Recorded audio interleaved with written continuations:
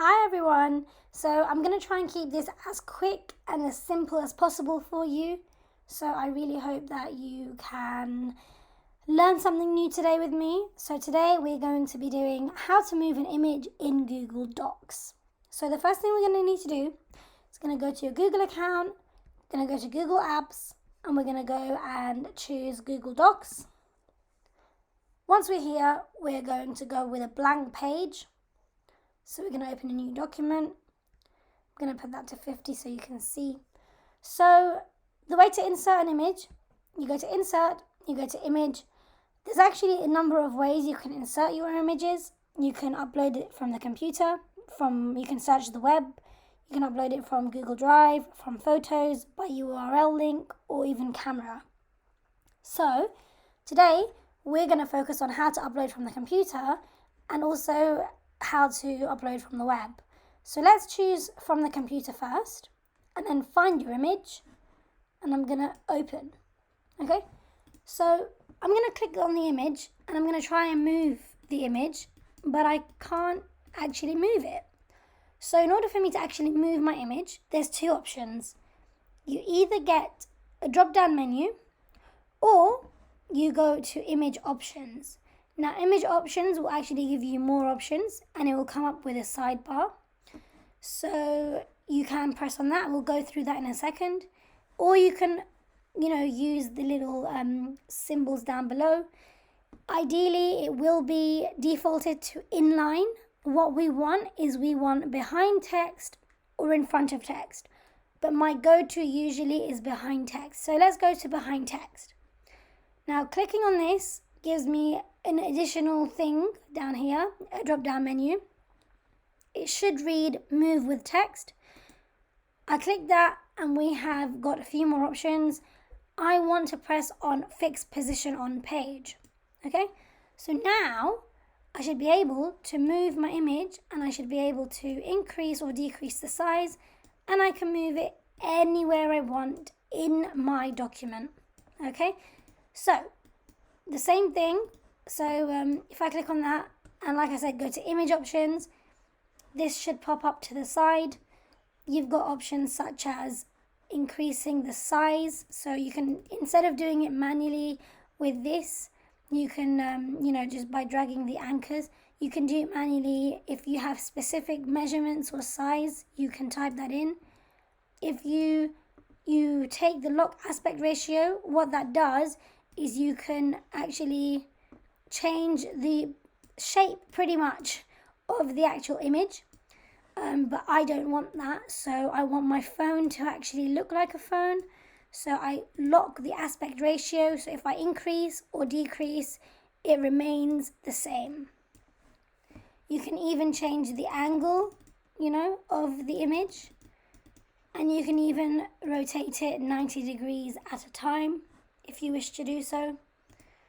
So text wrapping is basically these little symbols down below. So you can go to text wrapping and then it will just tell you in line with text, wrap text, break text, behind text, in front of text. Now, I know we don't have text on the screen at the moment. I'll bring a little bit of text in a moment to show you what that should look like. But we always want to go for either behind text or in front of text, depending on where we want to position our image. You then got position, and then again, we do not want move with text. We want fixed position on page, and that is what allows us to actually move the image across the page. And then you can have it centered, you can have it into the right, to the left. You've got different options here. You can have it in the middle.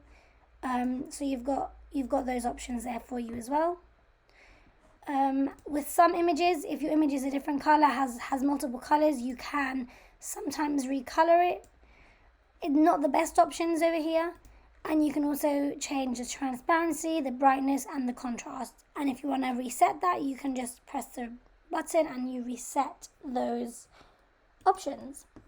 So if you want to insert now an image from the web, again, you go to insert, you go to image, you go search the web. Now, a search engine should come up. Let's write down peaches, for example. And let's go with this. So you could double click the image if you want to double click it, or if you want to click it once, there should be a little insert at the bottom and you insert it. So again, I can't move my image whatsoever, but I can see that I believe my phone image is behind this. So again, I can either change that from down here, or I can go to image options. So let me go to image options. I go to text wrapping. I'll go to, let's say, behind text. There you go. My phone has popped up to the surface because the image has been placed behind, right? I know the phone isn't text, but that's what it would do if it was text. So now I want to go to position, and I want to move that to fixed position on page. And all I want to do now is make it smaller, and I can now freely move my image across the page anywhere I want. It's that simple. I'm going to quickly get some text, some dummy text here. Let's say that. So because my image is behind text, this is what it will look like. So if I want the image in front of text, all I would have to do is, again, either use the drop-down menu here, or go to image options, go to text wrapping, and let's say I want to put it in front of text. But then now the text is hidden. So what I can do is I can wrap text. So if I want the image to stay in this position, and I want the text to kind of, so let's say that if I move the image over here, the text is going to move depending on where the image is based, okay? So the text moves based on the image itself. So that's what happens with wrap text. If I want to break text and put that let's, for example, put a paragraph. There you go. So normally it will put a break through. So you have the first paragraph there, then you have your image in the middle, and then you've got the following text. And again, if you do behind text, your text pretty much covers the image. In front of text, it covers the text. So, for example, I might want wrap text in this situation. And I might paste this again. And I might want this as a wrap text as well.